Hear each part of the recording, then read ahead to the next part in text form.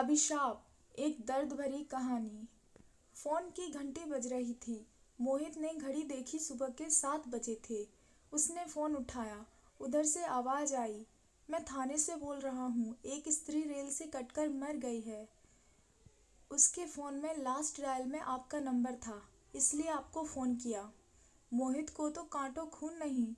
रात तो मौसी से बात हुई थी। बेहद उदासी भरी हताश सी बातें कर रही थी। कल जो कुछ घर में हुआ बता रही थी। आवाज में भी बहुत कमजोरी थी, लेकिन वो थका हुआ था। उसने कह दिया, मौसी कल शाम घर आकर विस्तार से बात करूंगा। पर अब तो जल्दी से थाने भागा। लाश मोर्चरी में रखी हुई थी। उसने मौसा जी को फोन किया, जो बिजली विभाग में कार्यरत थे। 2 साल पहले ही रिटायर हुए थे। मौसा जी को तो लगा उसकी बात सुनकर सांप सा सूंघ गया। मैं आता हूँ कहकर उन्होंने फोन काट दिया।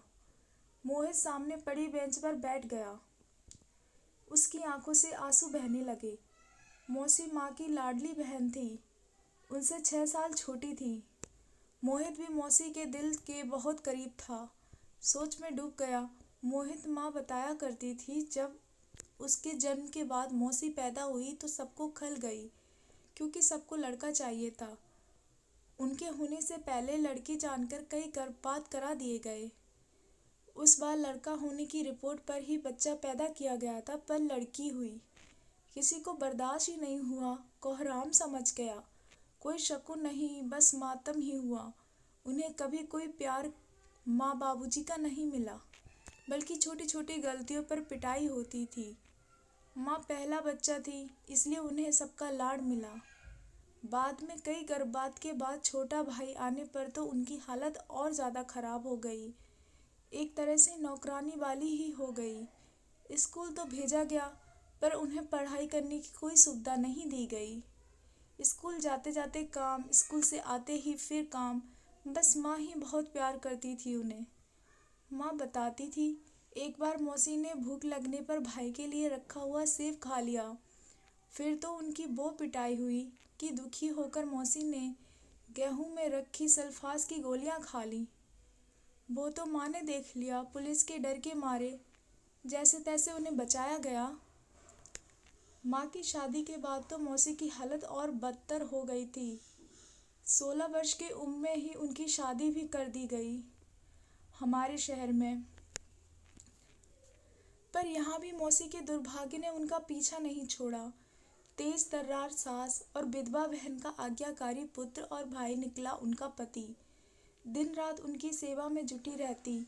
मुंह में बोल तो जैसे थे ही नहीं उनके। मायके वालों ने शादी के बाद उनसे कोई मतलब ही नहीं रखा। बस कभी कभी माँ से मिलना होता रहता था उनका। अपने दुख दर्द बांट लेती थी उनसे। वो भी बराबर में बैठे सब बातें सुनता रहता था। बात बहुत समझ तो उसे नहीं आती थी, पर मौसी के आंसू उसे अच्छे नहीं लगते थे। अपने हाथों से उन्हें पोंछ देता था और मौसी उसे गले लगा लेती थी।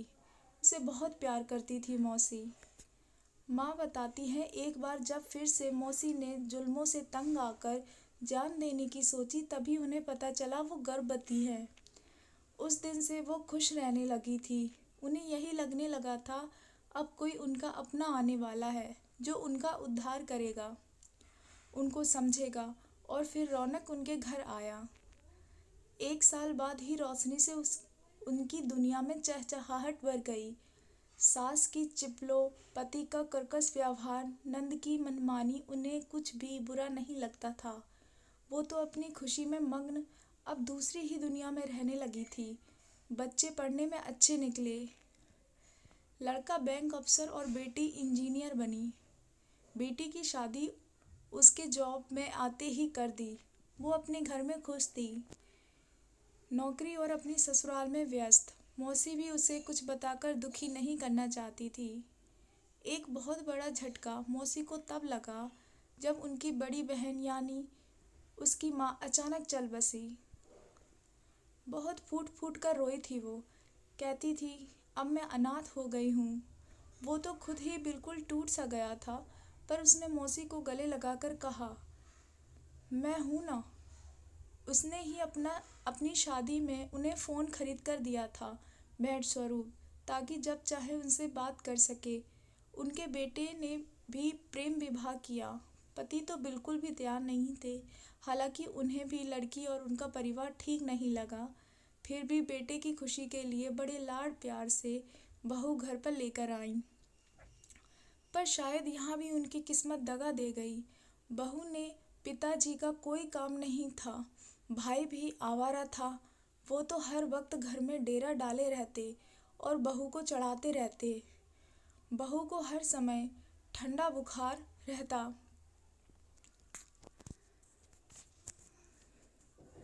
मौसी दिन रात काम करती रहती। बेटे से बात करने की कोशिश की तो बेटे का जवाब सुनकर भौचकी रह गई। बोला, ये क्या माँ, आपको सबसे प्रॉब्लम रही? पहले अपनी माँ बाप, फिर सास, अब बहू। कभी तो एडजस्टमेंट करना सीखो। पापा को भी आपसे इसलिए शिकायत रहती है, कुछ समझते ही नहीं हो। मौसी घुट कर रह गई। उन्होंने मन ही मन फैसला कर लिया था कि अब वो किसी से कुछ नहीं कहेंगी। जब बहू के पैर भारी हुए, वो सबसे भारी वक्त था उनका। काम भी सारा करती, ऊपर से बहू के इल्ज़ाम। इन्हें मैं खाते हुए अच्छी नहीं लगती, तभी वही बनाती हैं जो मैं नहीं खाती। अब बहू को रौनक की बुआ जी का भी पूरा संरक्षण प्राप्त था। मौसी तो खाना बनाने से पहले बहू से पूछ कर आती थी क्या खाना है। पर अगर वो बेटे से ये कहती तो बेटा सही क्यों मानता उसे भी अब यही लगने लगा था, माँ में ही प्रॉब्लम है, तभी कोई पसंद नहीं करता इन्हें। बहू की माँ लोकल होने की वजह से रोज़ ही बेटी से मिलने आती और ज्ञान बघार जाती। क्या क्या खाना है, मौसी रसोई में उसे पूरा करने में जुटी रहती। कभी जूस, कभी फल, कभी मेवा, कभी दूध। इसी बीच बेटे का भी ट्रांसफ़र हो गया। पति ने बैठक तक खुद को सीमित कर लिया। मौसी चुपचाप सबकी बातें सुनते हुए कामों में लगी रहती। पर जिस दिन दूध जैसा पोता घर आया, मौसी फिर से निहाल हो गई।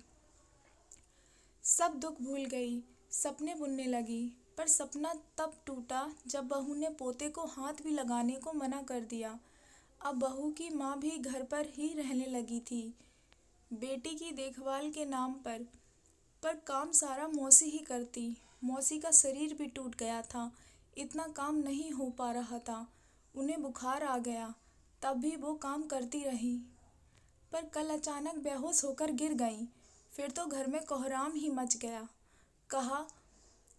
कहा गया जरा काम क्या बढ़ गया, इनका नाटक शुरू हो गया। क्या क्या नहीं कहा गया उन्हें। रौनक की बुआ जी कहने लगी, शुरू से आदत है इनकी तो नाटक करने की। बहुत रोई मौसी, और कल रात मौसी उसे फ़ोन करके यही सुना रही थी, पर उसने ठीक से पूरी बात नहीं सुनी। सोचा कल जाकर खुद ही मिल लेगा, पर शायद उन्होंने मन तभी बना लिया था। उनकी लाश लेकर घर आए तो सुना बुआ, बहू और उनकी माँ कह रही थी, कुछ किया तो है नहीं आज तक, रेल से कटकर बदनामी और दे गई, कुल का नाम बदनाम कर गई, घर के लिए बस अभिशाप ही रही। तो दोस्तों, कैसी लगी आपको ये कहानी? कमेंट बॉक्स में कमेंट करके ज़रूर बताइएगा। और अगर आप मेरे चैनल पे नए हैं तो प्लीज़ मेरे चैनल को सब्सक्राइब ज़रूर कीजिएगा। धन्यवाद।